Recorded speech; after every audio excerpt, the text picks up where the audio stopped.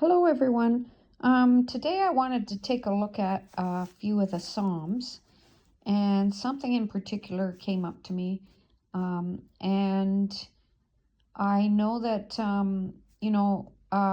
there's an old covenant and a new covenant, and we're under grace, but sometimes I get prophetic pictures, um, which is really cool by reading places in the Old Testament that shows me a picture for today that points to Christ. And so that kind of happened today in Psalm 35:4.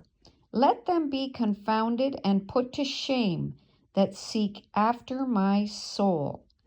Let them be turned back and brought to confusion that devise my hurt. That's interesting. So this is speaking of David, but like I said, a lot of things we can see a prophetic picture, and it can relate to us today in a lot of ways. And this relates to me a whole lot. Let them be confounded and put to shame that seek after my soul.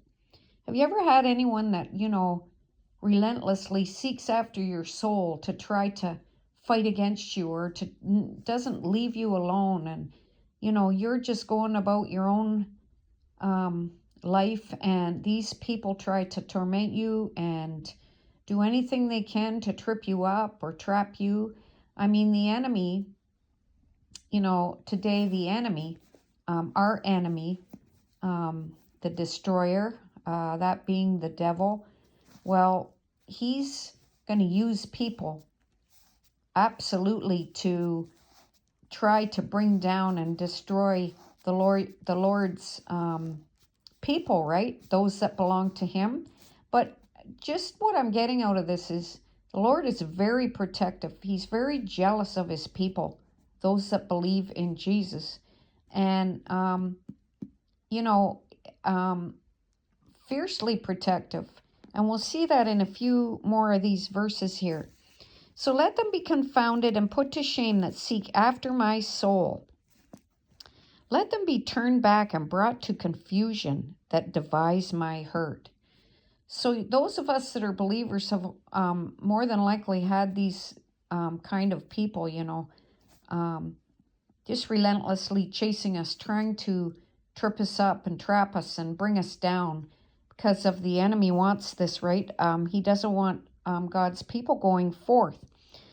Verse 5, let them be as chaff before the wind, and let the angel of the Lord chase them. Wow. First of all, in the last scripture, it says, let them be turned, like they're seeking after his soul. And it says, let them be turned back and brought to confusion. Those that have hurt, planned to hurt him. So these people would be,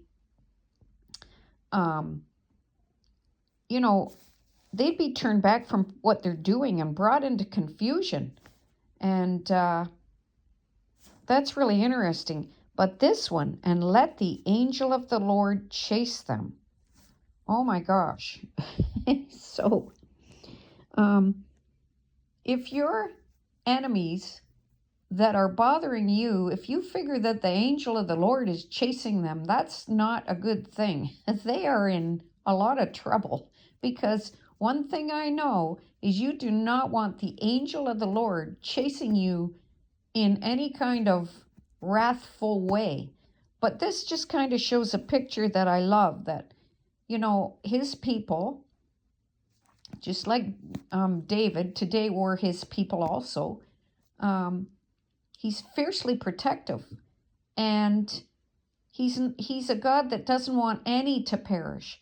But I'll tell you, reminds me a lot of how through my life I have had so many instances where people have actually been removed right out of the picture, that have constantly pursued me, or literally have died, and in ways that I have seen very clearly, that they died to be stopped from continually pursuing me, just out of nowhere.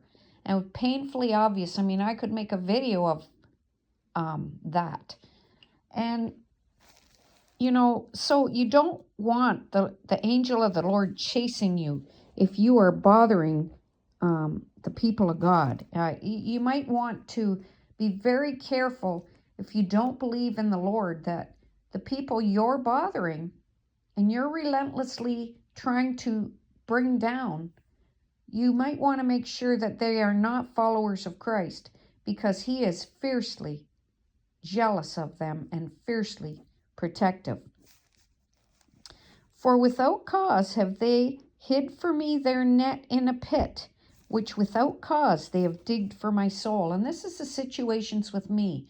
They started without any cause at all, and that's why I assume it's the enemy that has caused them to do this, to just cause me torment and anguish. And the thing was, it went on and on and on. Like, God wishes that none should perish, but there are people who are relentless and won't give up, and just, they love to torment, and they will not give up and keep pursuing you in a bad way. And, you know, there comes a time enough is enough, or that either you're going to be brought down and something's going to happen to you, or they need to be removed. God will protect his people. And sometimes they need to be removed right out of the picture. And this I saw in my life so many times, and without a mistake, that this is real. So this says, for without cause they have laid for me their net in a pit. They actually, you know, without cause just went after him and laid a net for him in a pit, and they have digged for my soul. So this means people have basically labored to trip him up, to bring him down, to kill him. And it's the same today, you know. The enemy, he desires God's people to be gone and to be actually killed if he could get away with it. But like I said, you know, these, we can see in the Psalms and other places that they dig a pit for the believer, and they fall into it their own self. You know, God will protect us. He'll protect us from this. So let destruction come upon him. This is the guy who was digging the pit for David. This is the enemy, okay? Let destruction come upon him at unawares. So destruction's going to come on to the guy that's bothering God's people unawares. He's not going to be aware. It's just going to hit, boom, right? And let his net that he hath hid catch himself into that very destruction. Let him fall. So let his net that he hath hid catch him.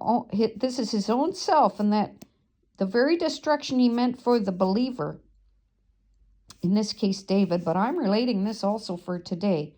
Let him fall.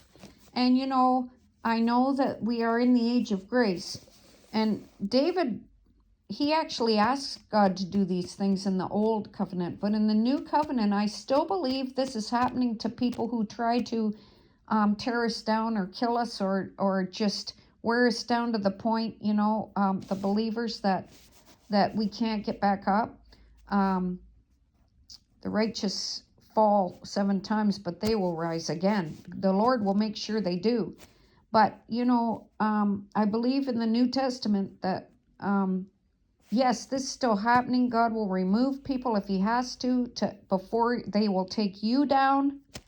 But we are now to pray for our enemies. When we see how serious this is that could happen to them out of love in the New Testament under grace, we're to pray for them, that they will turn around and, you know, get saved, because we know the danger that could come upon them, and for them to do something to those that the Lord loves. So that's it, and I'm going to continue this series, so watch for the next video.